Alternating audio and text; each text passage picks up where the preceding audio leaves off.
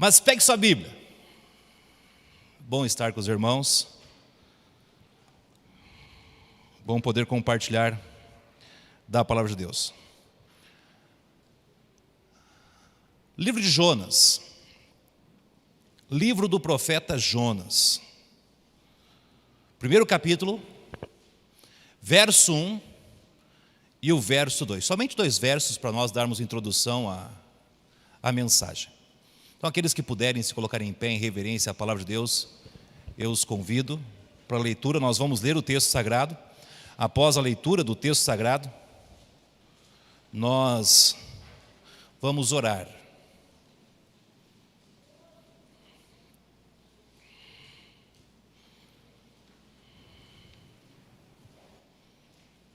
Jonas capítulo 1, verso 1 e 2.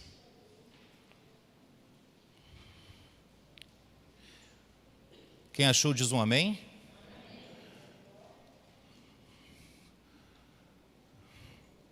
Se você achar Obadias, você acha Jonas. Está perto. A palavra de Deus fala assim: E veio a palavra do Senhor a Jonas, filho de Amitai, dizendo: Levanta-te, vai à grande cidade de Nínive e clama contra ela, porque a sua malícia subiu até a minha presença. Pai, obrigado pela leitura do texto sagrado. O nosso clamor agora, Pai, é para que o Senhor fale aos nossos corações. Nós estamos dando início hoje, Pai, a esta sequência de estudos, mensagens sobre missões, para desafiar, Pai, a Tua igreja a estar mais envolvida em missões, participando mais de missões, que possamos crescer no alvo de sustentar mais missionários, que esta igreja, Pai, sempre cresça com o coração pulsando por missões. Oramos, Pai, para que o Senhor use-me, para que as palavras ditas possam ser compreendidas e que toda a honra e toda a glória venha a ser dada a Ti, Pai. Por isso nós clamamos ao Senhor, Pai, que a Tua igreja seja edificada e que o Senhor, meu Deus, seja glorificado. Por isso oramos e pedimos em nome do Teu amado Filho Jesus Cristo. Amém? Amém. Pode sentar?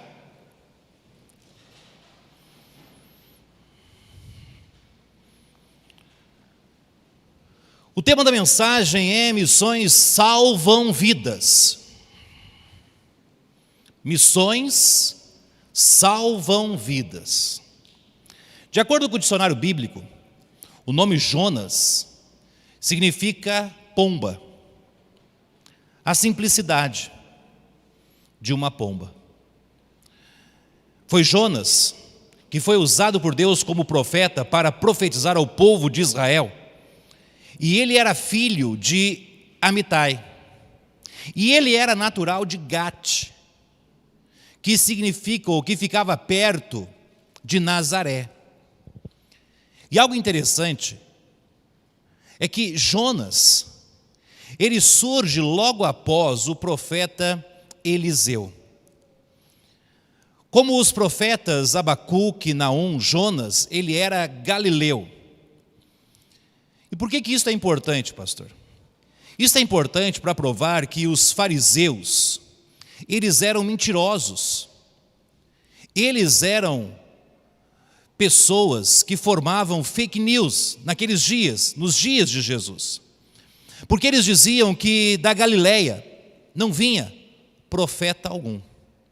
E pelo menos 3 nós encontramos que vieram de lá. Olha João capítulo 7, verso 52. Responderam eles e disseram-lhe: És tu também da Galileia? Examinai e verás que da Galileia nenhum profeta surgiu. Jonas, guiado pelo Senhor, através do Espírito de Deus, trouxe a Israel uma profecia dada por Deus, dizendo que Israel recobraria os antigos limites, desde a entrada de Amate até o mar do deserto. O livro de Jonas ocupa o 5º lugar na ordem dos profetas menores no Velho Testamento. Na Septuaginta, ele está no 6º livro dos profetas. O objetivo deste livro é mostrar que a graça de Deus não se limita somente aos filhos de Abraão, mas que ela se estende até aos gentios. Muitas vezes, quando nós lemos o Velho Testamento e nós focamos no povo de Deus, o povo de Israel, nós somos levados a pensar, como muitos judeus pensavam naqueles dias, que a graça de Deus somente iria alcançar o povo de Deus, e que os gentios não seriam alcançados pela graça de Deus. Este livro não somente mostra que a graça de Deus sim irá alcançar judeus, mas ela se estende até os gentios. E tanto judeus como gentios, eles são participantes dos favores divinos. Mesmo sendo os gentios e longe da lei de Deus, e o povo de Israel estando debaixo da lei de Deus, Deus tem uma preocupação especial com os gentios. E Paulo, quando escreve a carta à igreja de Corinto, à igreja de Roma, ele diz algo interessante. Romanos capítulo 3, verso 29. É porventura Deus somente dos judeus? E quando nós lemos o Velho Testamento, muitas vezes somos induzidos a pensar que, sim. Mas quando nós estudamos o livro de Jonas, quando nós olhamos para a ação de Deus com os gentios no Velho Testamento, nós chegamos à conclusão que Deus guiou Paulo a nos escrever. E não é também dos gentios? E Paulo diz, também dos gentios, certamente. Em certo período da vida de Jonas, aproximadamente no ano de 860 a.C., Jonas irá receber uma missão que irá marcar a sua vida. A missão de Jonas era pregar na cidade de Nínive, um judeu pregando a gentios. E esta missão mudou a vida dele.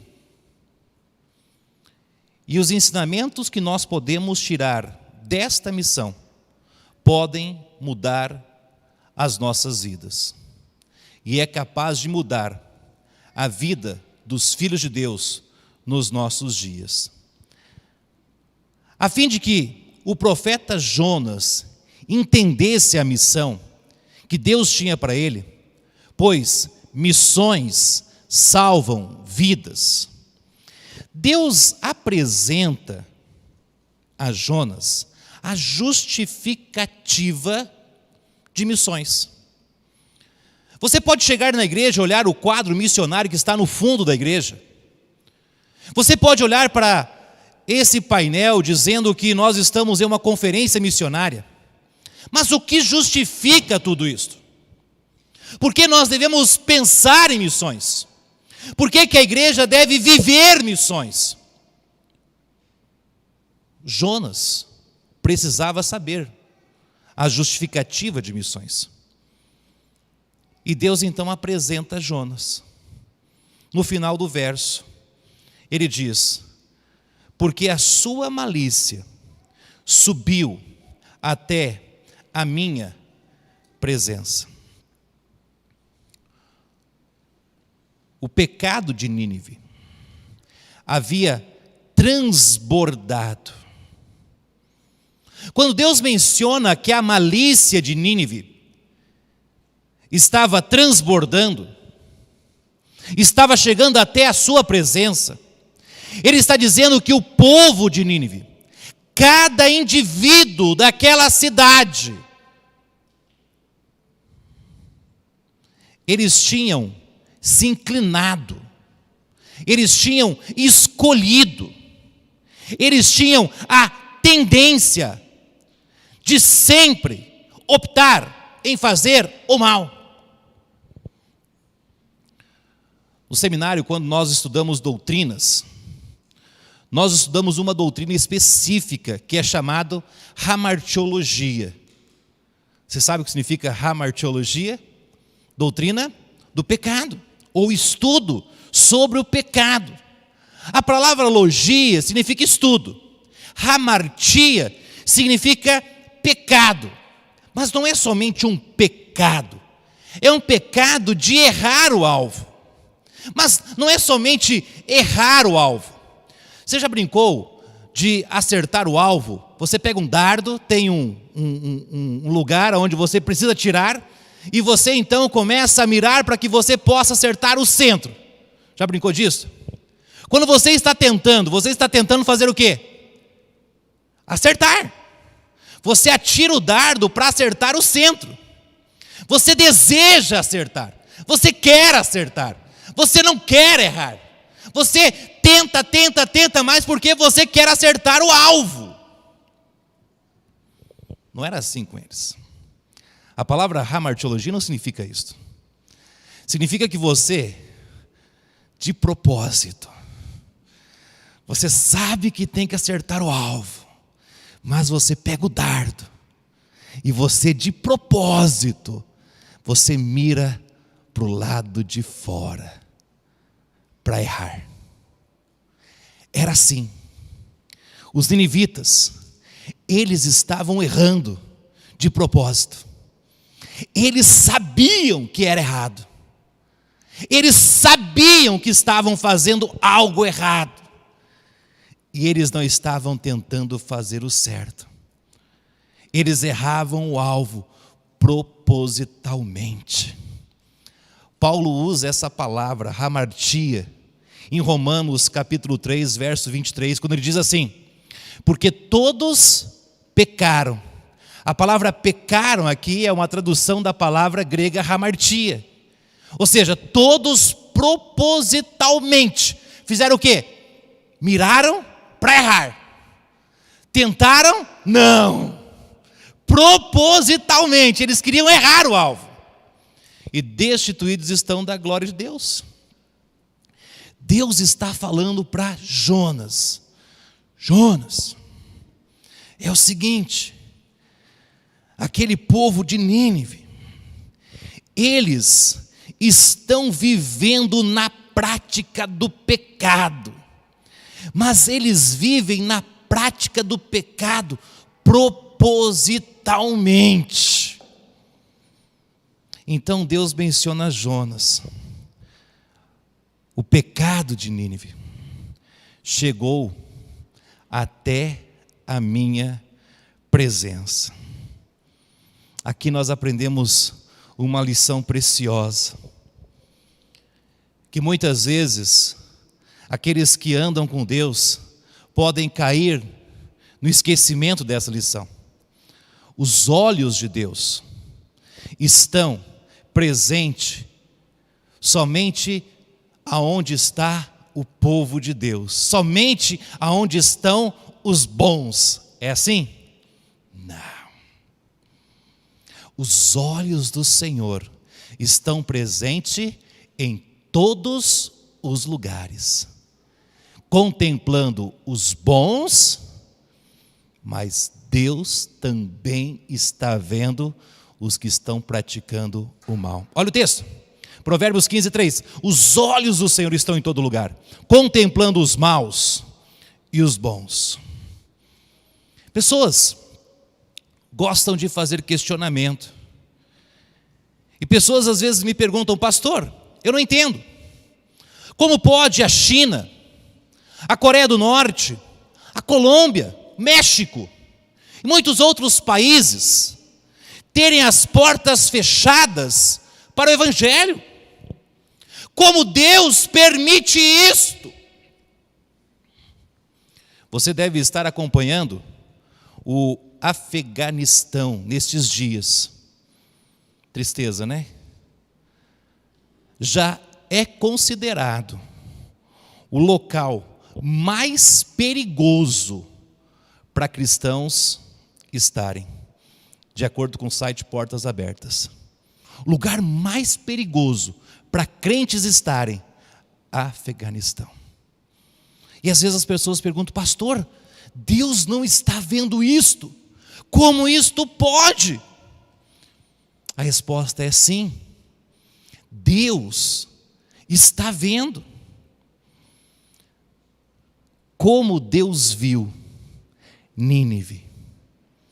E Deus disse a Jonas: Jonas, a maldade, o pecado de Nínive já transbordou, chegou diante de mim. Deus está dizendo para mim, para você, para nós, quando nós nos deparamos com algo assim, o pecado deles já está transbordando, já chegou diante de mim, eu estou vendo, eu sei o que está acontecendo.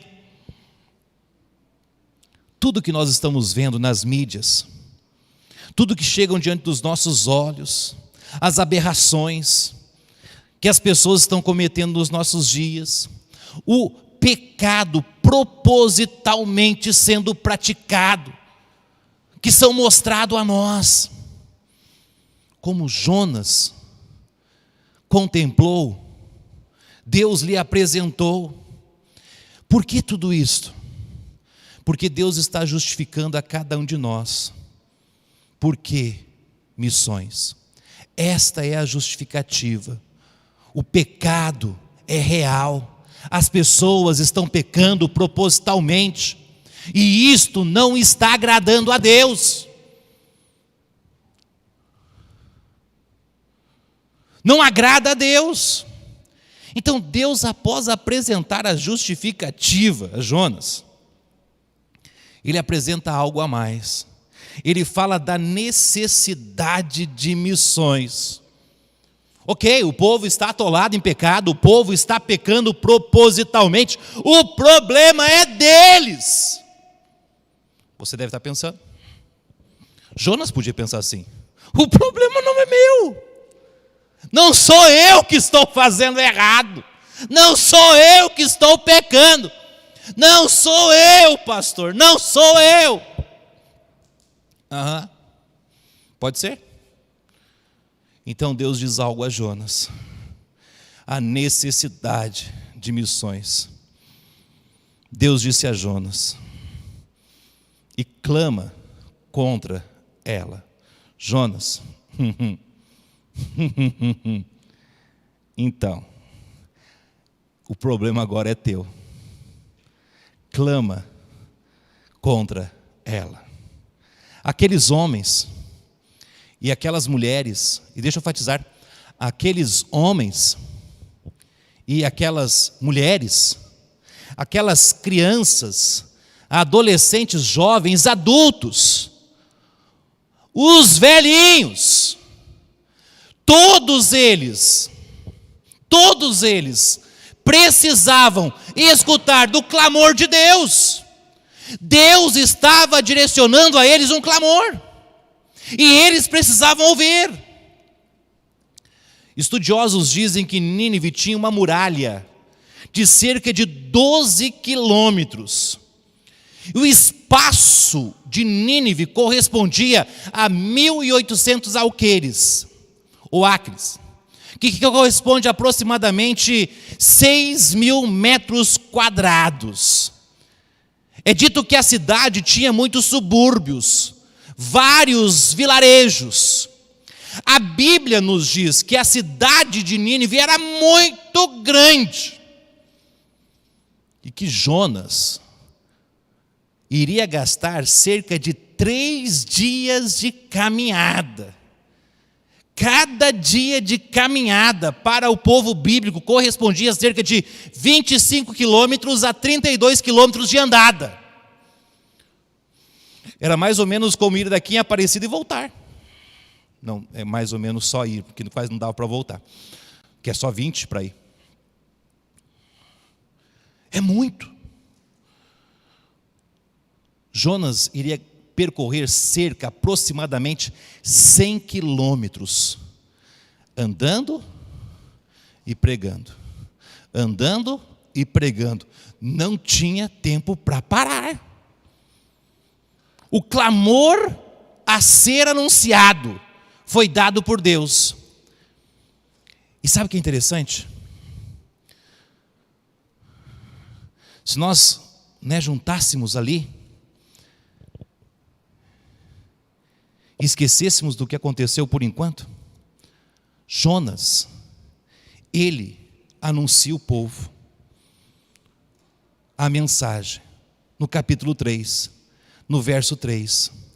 E começou Jonas a entrar pela cidade caminho de um dia, e pregava dizendo: ainda 40 dias, e Nínive será subvertida.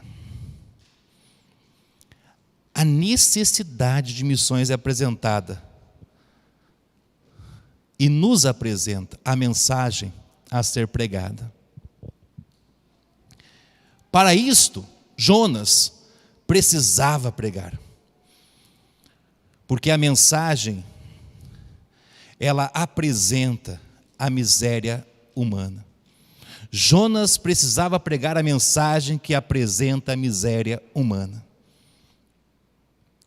Nínive seria destruída. Lembra de Sodoma e Gomorra?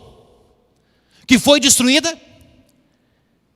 Ela seria destruída como Sodoma e Gomorra. Jonas tinha a missão de pregar ao povo que o pecado dos ninivitas era responsabilidade deles, e por causa do pecado deles, a cidade seria destruída. A Bíblia nos fala em Romanos capítulo 5, verso 12, porquanto por um homem entrou o pecado no mundo, e pelo pecado a morte, assim também a morte passou a todos os homens, por isso que todos pecaram. A Bíblia nos diz que o pecado é invasor. O pecado não teve origem na humanidade. Ele entrou na humanidade pela desobediência de um homem, Adão. E o pecado tem levado a humanidade à miséria e à destruição, colocando o homem em rebelião contra Deus. Jonas precisava pregar esta mensagem aos ninivitas. Jonas também precisava pregar a mensagem que apresenta a vida e a morte. A cidade seria destruída. E a mensagem de Jonas era acompanhada de vida e morte, de condenação e absolvição. Certa vez Jesus, ele disse algo a um líder religioso, Nicodemos. Olha João capítulo 3, verso 18. Quem crê nele não é condenado, mas quem não crê já está condenado. Não tem meio termo. Ou é de vida, ou é de morte. Ou é de condenação, ou é de absolvição. Não tem jeito, porquanto não crê no nome do unigênito Filho de Deus. A Bíblia nos diz que a cidade de Nínive, ela se encurvou diante da mensagem de Jonas. E eles creram em Deus. E eles se arrependeram de seus pecados. Olha o verso 5. E os homens de Nínive creram em Deus.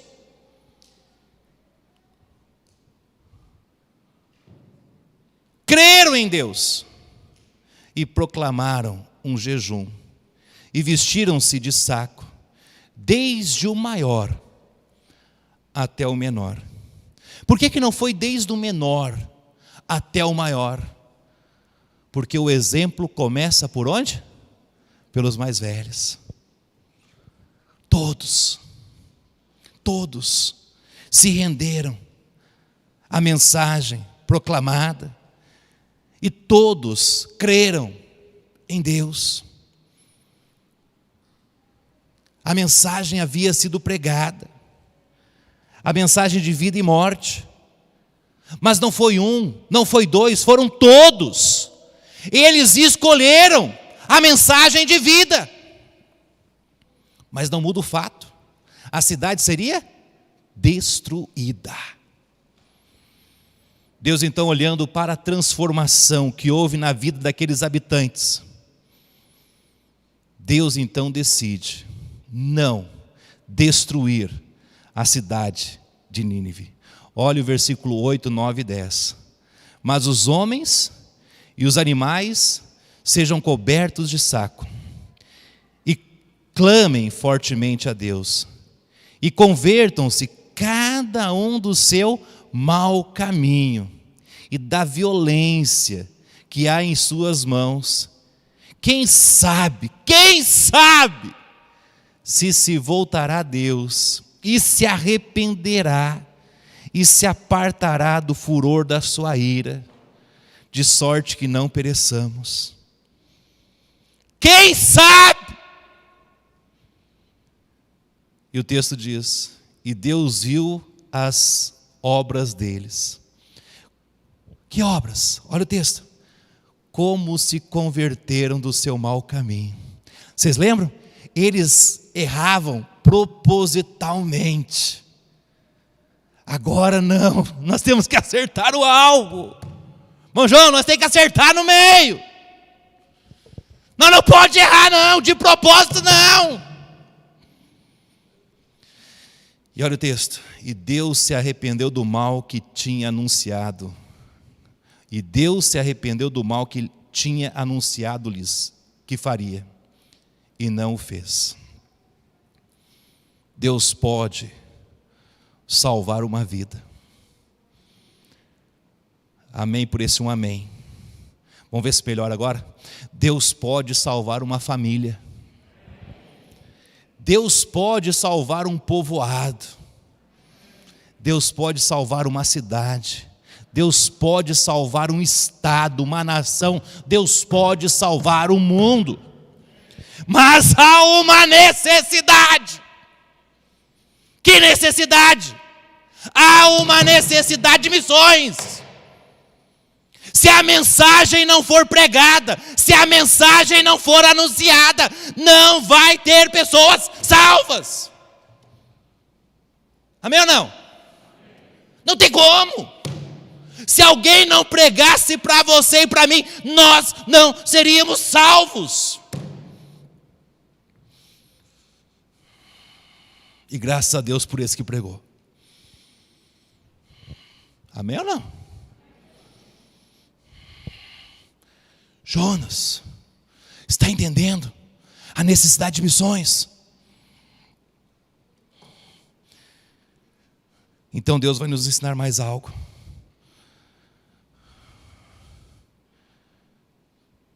Deus vai nos falar sobre a disposição de missões. Olha o que Deus diz para Jonas. Jonas, verso 2, primeira parte. Eu acho que essa água é para mim.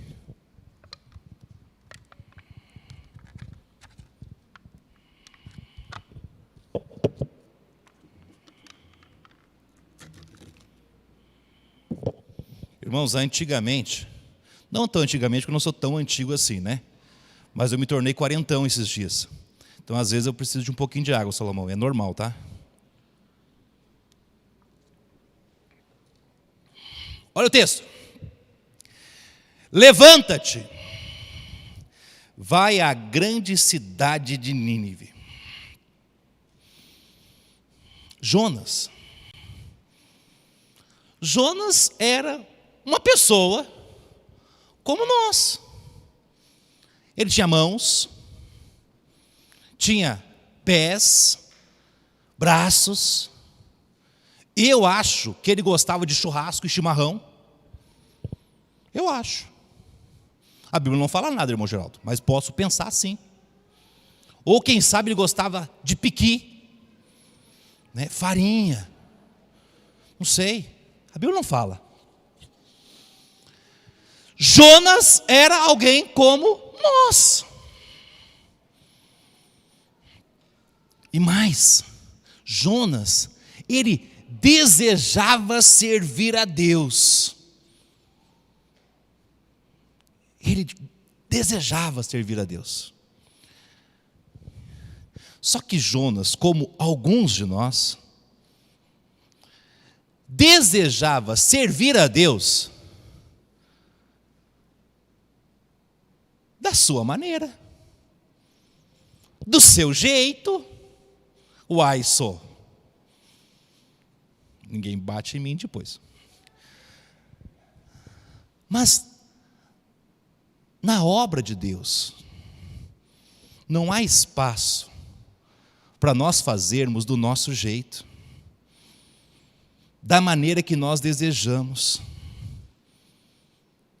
Porque Deus nos ensina Jonas, que Jonas precisa ter disposição.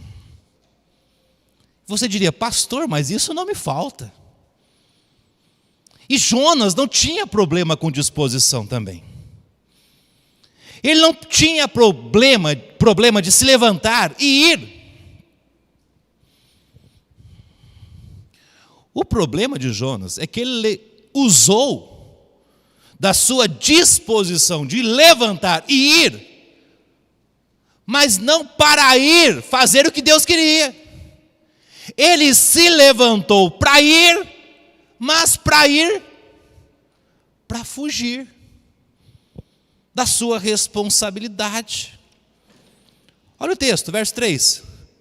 Porém Jonas se levantou. Uau! Se parasse aqui, tivesse um ponto final, seria perfeito. Não, mas não tem. Se levantou para fugir da presença do Senhor para Tarsis. E descendo a Jope, entrou num navio que ia para Tarsis, pagou, pois a sua passagem, tirou dinheiro do próprio bolso e pagou a passagem. E desceu para dentro dele, para ir com eles para Tarsis, para longe da presença do Senhor. Muitos cristãos, como Jonas, têm disposição de levantar cedo, ir para o trabalho, e trabalhar o dia todo, e tarde da noite voltar para casa. Tem disposição? Tem disposição de usar os seus dons, os seus talentos neste mundo. No entanto, quando isso se aplica a colocar à disposição para pregar a palavra de Deus, para ir aos cultos, para participar de missões, muitos crentes estão como Jonas, estão fugindo. Estão fugindo. A Bíblia nos diz que as coisas não deram certo para Jonas. Quando Jonas escolheu fugir da missão que Deus havia lhe dado. E Jonas foi parar aonde? Dentro da barriga do grande peixe. Eu fico imaginando, né? Se fosse eu, o peixe tinha que ser um pouco maior. Né? Se fosse o irmão Geraldo, o peixe não precisava ser tão grande assim. Depende do tamanho, né? Foi para lá dentro. Por quê? Porque estava obedecendo? Não. Porque estava desobedecendo. Deus estava lapidando ele. Ele poderia ter morrido, mas Deus não queria que ele morresse. E Deus permitiu ele ser lapidado. Teve um tempo certo. No caso de Jonas, 3 dias e 3 noites. No seu caso, não sei. Mas ele foi lapidado e Deus ensinou a ele que ele precisava ter disposição para cumprir a missão que Deus havia lhe dado.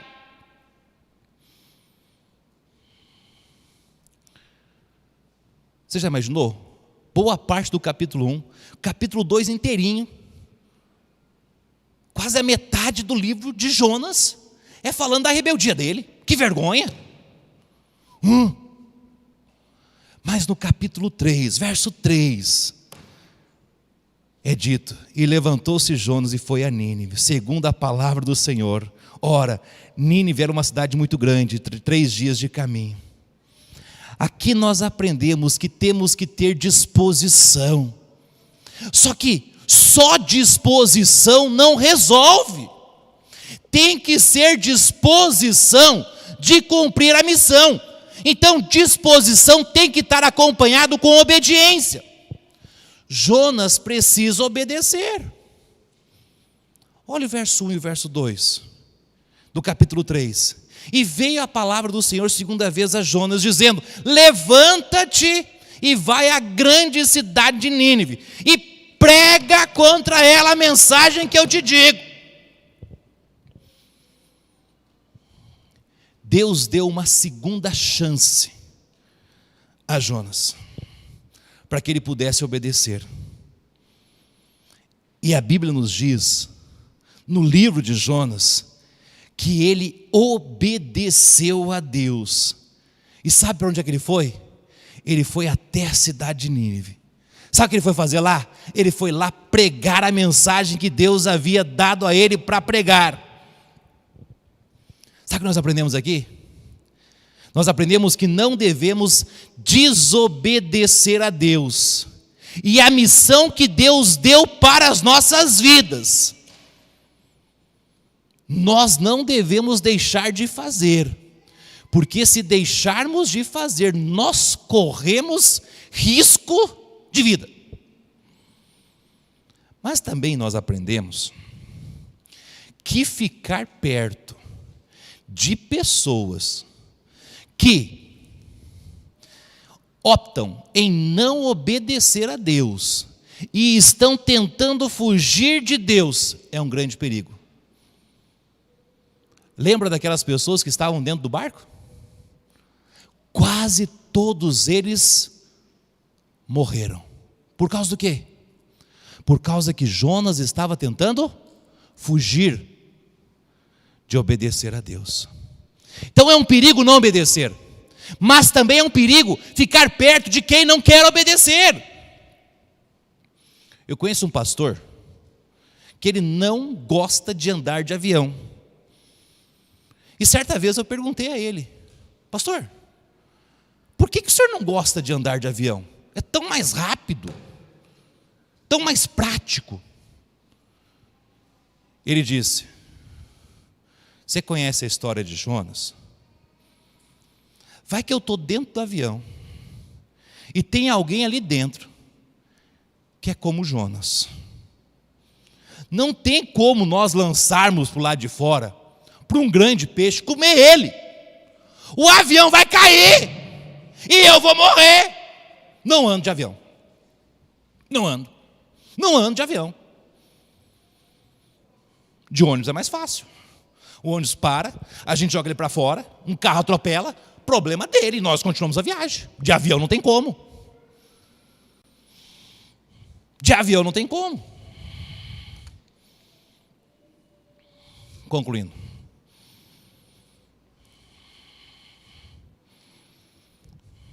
Jesus, antes de subir ao céu, ele deixou uma ordem. E repito, ele deixou uma ordem para a igreja. E sabe qual era a ordem? A ordem se encontra aí, Marcos 16:15. E disse-lhes: ide por todo o mundo, pregai o evangelho a toda criatura. Pregai o evangelho a toda criatura. Nós já sabemos sobre a justificativa de missões. O povo está atolado no pecado. Não está? Você tem acompanhado a mídia? Você tem assistido o jornal? Não está atolado? Não é tudo ao lado, está atolado no pecado? Não tem canto que o pecado não tenha afundado. A necessidade. Tem uma mensagem, ela tem que ser pregada. A mensagem precisa ser pregada. Mas essa mensagem nunca vai ser pregada se não tiver disposição de pessoas para pregarem. Missões salvam vidas. Quando nós entendemos a justificativa e a necessidade de missões, E quando nós entendemos a justificativa e a necessidade de missões, nós entendemos que não nos resta outra opção senão nos colocarmos à disposição para pregarmos e obedecermos. Só que você não precisa atravessar o mundo para começar a fazer missões. Você pode começar aonde você está, falando do amor de Deus às pessoas que estão à sua volta. Pessoas que Deus coloca diante de você para escutar do amor de Deus. Ontem, eu saí da igreja e eu fui até a padaria. Desliguei o carro, entrei na padaria, comprei pão e entrei no carro. Liguei o carro. Nada. O painel ligou, o carro fez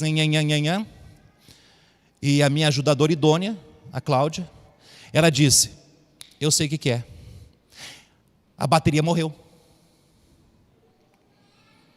Eu disse: não, amor, a bateria não morreu. Eu tenho certeza. Bateria não. Meu carro é um pouco velho, um pouco antigo. Bomba de combustível, fiquei embaixo do banco, levantei o banco, não fazia barulho. Desmontei, tirei, coloquei de volta, tudo, nada. E eu pensei, na frente da igreja tem um mecânico, dá tempo, eu vou a pé. E o dono da padaria falou: não, eu levo o senhor lá. Não vou incomodar o senhor, nunca, eu levo o senhor lá. Me trouxe de carro, até aqui, com a caminhoneta dele. Fui lá, estava fechada a mecânica.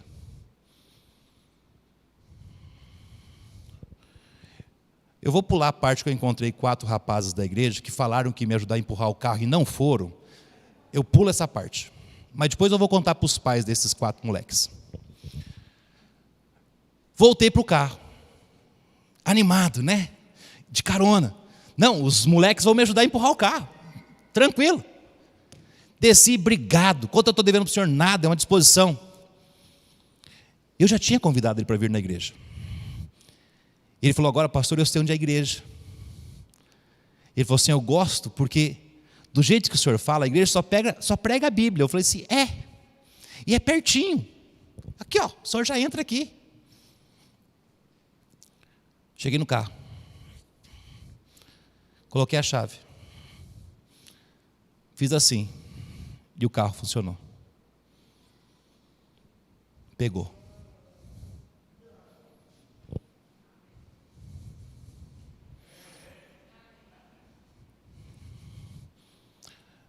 Os moleques não foram ajudar a empurrar o carro. Mas essa é outra história. Vai ficar para depois. Fui lá. Voltei. Entrei na padaria. Assim, olha, o carro pegou. Deve ser uma pane, né, pastor? Falei assim: não. Eu tenho certeza que era Deus que queria que eu entrasse no carro do senhor e nós tivéssemos um tempo junto de conversa. Ele abaixou a cabeça e disse: é verdade. Eu já liguei esse carro hoje o dia todo. Já levei no mecânico, ele falou assim: pastor, não tem nada. Mas pode acontecer de novo. Deus vai colocar pessoas na sua vida para que você fale de Cristo. Fala! Fala! Você também pode fazer missões, orando por aqueles que deixam o seu país, estão indo pregar as boas novas de Cristo. Orar, mas orar por eles. Clamando a eles, por eles, dia e noite, para que eles tenham sustento, para que eles tenham disposição e jamais deixem de obedecer a Deus. No entanto, dentre nós, Deus pode chamar alguns como chamou Jonas. E Ele vai dizer: levanta e vai. É lá que eu te quero. Não fuja, não corra, vá, porque vale a pena, porque missões salvam vidas. Curva a cabeça, fecha os olhos, vamos orar. Pai, obrigado por mais esta noite.